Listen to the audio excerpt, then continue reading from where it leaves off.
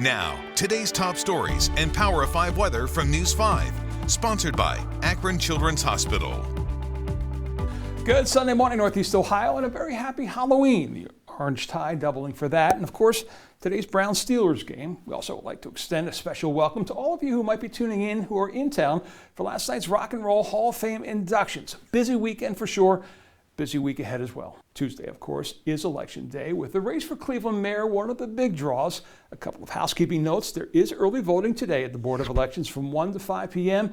Then again tomorrow, only from 8 a.m. to 2 p.m. If you have an absentee ballot, remember it must be postmarked by tomorrow or dropped in the secure drop box at the Board of Elections before the time the polls close on Tuesday at 7:30. We, of course, will then have the results for you in real time as they come in Tuesday night on our News 5 app. Well, today is also the deadline for the Ohio Redistricting Commission to come up with the new congressional maps. They met for the first time on Thursday, a meeting that by their own admission was more of a warm-up for the legislature that gets back the job of drawing the districts tomorrow. Because apparently it was clear that this body's not going to be making maps. Testimony this day was limited to those who submitted congressional maps that met the new constitutional guidelines for fairness and compactness, things that Sam Gresham argued have been overlooked for years but won't be anymore. We're serious as a heart attack.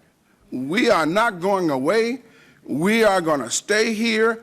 Jeff Wise, in presenting his map, said it isn't about how the like-minded urban counties or the like-minded rural counties are grouped, but rather about, as we approach Halloween, how do we divvy up the candy?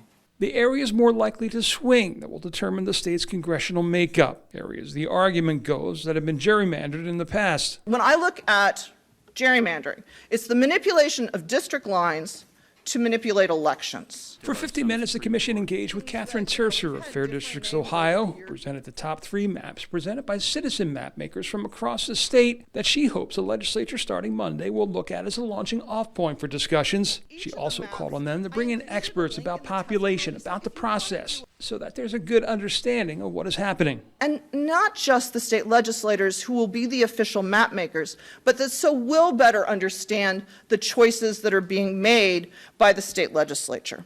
And again, that's a process that gets underway tomorrow. And then Tuesday, in addition to being Election Day, is also the day that the CDC is expected to recommend emergency use vaccines for kids in the 5 to 11 age group. When they do, the Surgeon General told me this week he will be ready to act.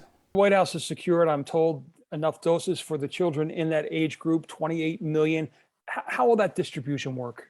Number one, these vaccines will be free, as the other vaccines have been for older populations. Number two, we have secured enough supply for all 28 million children who fall into that age range, 5 through 11.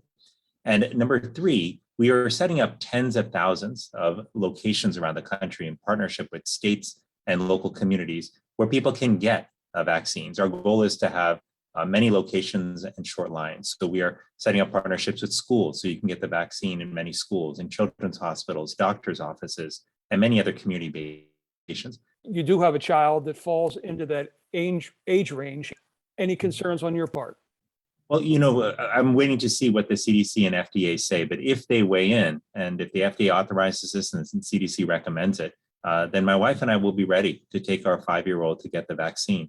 The prospect of getting vaccinated and protected against this virus is not only about keeping our kids healthy, it's about getting so many of the activities they love back in their lives. And that's the reason that my wife and I are eager to get our child vaccinated if the FDA and CDC ultimately move forward. Well, the beginning of November tomorrow means we are inching closer to the holiday season. And as we do, we see the issues with the supply chain in the U.S. continue to grow. It's something that impacts all of us, but we learned this week it especially impacts farmers. For the last 5 years, we've checked in regularly with Portage County farmer Chuck Sayre through good weather and bad, through trade wars, and through the global pandemic. Farmers are used to uncertainties, and 2021 has not disappointed despite a strong growing season. The warm temperatures and rain made a very good crop this year. So some of it won't be record yields, but it'll be very close. But like the rest of the global economy, farmers find themselves dealing with many of the same headaches. One of the things impacting farmers like Chuck are supply chain issues. In order to harvest your crops, you need machinery that works, and a part that was easily replaceable, say 2 years ago, you might not be able to find. One of our big combines, one of our big harvesting machines, last week had an oil line break. Simple fix, nothing, there's no parts available. They've sourced one part that we needed from Canada.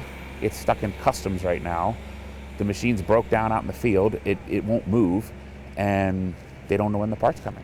Parts coming in are slowed, and so too in some cases are crops going out. The trucking shortage is and rail shortage. The elevators we take our grain to are full. There's nowhere for them to go with the product. Some farmers are having to make the choice of leaving product in the field. There's just nowhere to go with it. And economists believe the challenges will only grow in that pipeline with the upcoming holiday season. This even puts more strain on the already challenges that are happening in the supply chain. And if you think you feel the pinch at the pump as gas prices rise, farmers feel it more. Agricultural and petroleum go hand in hand. Our fertilizers are all petroleum based, so when petroleum goes up, our fertilizer prices go up.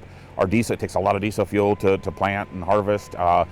That has tripled since last year. The Sayers have stuck with soybeans as their primary crop for years, but these supply chain issues have already got them rethinking about next year for this reason. Some of our products that we treat the soybeans with to kill the weeds are not going to be available next year. We already know that they're not going to be available. The input costs are going to be so high that I'm not sure, which way we're going to head right now.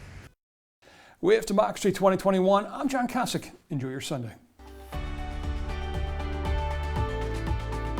Sponsored by Akron Children's Hospital.